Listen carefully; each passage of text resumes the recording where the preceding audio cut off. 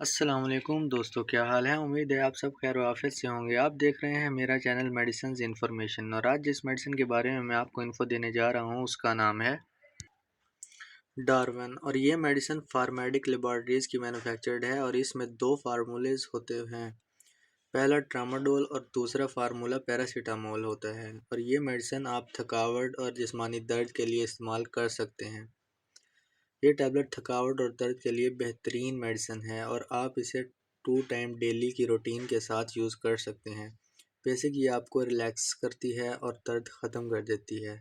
इस मेडिसिन में थोड़ी सी गनूदगी भी होती है। इसमें मौजूद ट्रामाडोल फार्मूला जो है इसमें थोड़ी सी गनूदगी होती है जिसकी वजह से आपको नींद भी आ सकती है। तो अगर आपके जिस्म में बहुत ज़्यादा दर्द है या आप काम करके थकावट फ़ील कर रहे हैं तो आप इस टैबलेट को लेकर अच्छी नींद ले सकते हैं।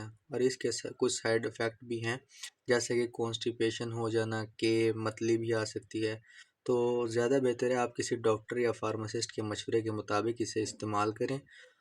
और अगर मेरी वीडियो पसंद आई तो मेरे चैनल को सब्सक्राइब कीजिए, लाइक कीजिए, शेयर कीजिए और बेल आइकन दबाना मत भूलिएगा ताकि मेरी आने वाली और भी न्यू वीडियोज़ आप तक पहुंच सकें। Thank you.